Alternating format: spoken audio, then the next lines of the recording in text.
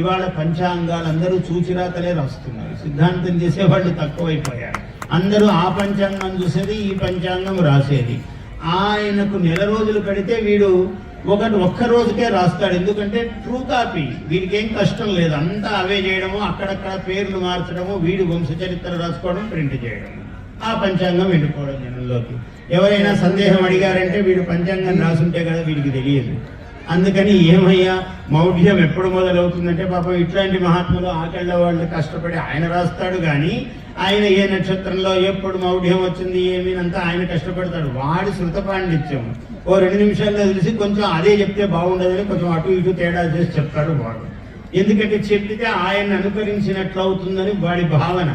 అందువల్ల ఈయన 15వ తారీఖు అంటే వాడు 15 అని చెప్తే బాగుండదని 14 నుంచే మొదలవుతుంది అంటాడు.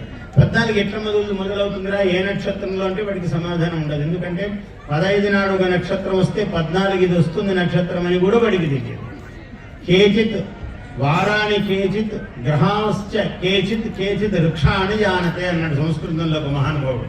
ఒకడికి వారాల పేర్లు తెలుసట, ఒకడికి నక్షత్రాలు 27 అని తెలుసు. వాడిని ఎవడన్నా గట్టిగా నక్షత్రాలు 29 కదండి అన్నాడంటే వాడు అనుమానంలో పడతాను. నేను రేపు మాట్లాడతానండి ఈ విషయంలో, వాడు తిరిగ్గా లేనంటాడు. అంటే వాడికి డౌట్, వీడు ఎంత లేదే అడుగుంటాడు, 29 ఉన్నాయేమో అని అనుమానం వస్తుంది వాడికి 27 అని నిశ్చయ బుద్ధి ఉండదు. వాడికి నక్షత్రాలు పూర్తిగా తెలియదు. ఒకడికి వారాలు 7 తెలుసు. కాదండి ఒకటి శాస్త్రంలో 9 వారాలని చెప్పారే, దీనికి ఏమంటారు మీరు శాస్త్రి గారు అన్నాడు అనుకోండి. వీడికి అనుమానం వస్తుంది. ఇవాళ నేను ఈ విషయాలు మాట్లాడను, నేను ఏదో పిలిచినందుకు గౌరవంగా వచ్చాను, కానీ ఇట్లాంటి విషయాలని నేను మాట్లాడినవన్నీ రేపు చెప్తాను అంటాడు. ఎందుకంటే వీడికి 7 అని ఖచ్చితంగా తెలియదు. 9 అంటే అనుమానం. ఎందుకంటే వీడు కూడా కండువా వేసుకొని వచ్చాడు అడిగేవాడు కూడా. వీడికి ఏమన్నా నాకు ఎక్కువ తెలిసేమో అని. వాడు వీడి వంటి వాడేది వాడికి తర్వాత తెలుస్తుంది. అందువల్ల అందరూ ఈరోజు ఎందుకంటే పంచాంగము తప్పకుండా చెప్పాల్సిన మాట, అందరూ ఇట్లాంటి పనులు చేస్తున్నారు. ఎవడికి శాస్త్రం తెలియదు, ఎవడు చదవడు. ఇగో వీడి ఇట్లా అయిపోతాడు అంటాడు. నువ్వేమిరా కలగన్నావా? ఎందుకు వాడు అట్లా అయిపోతాడు?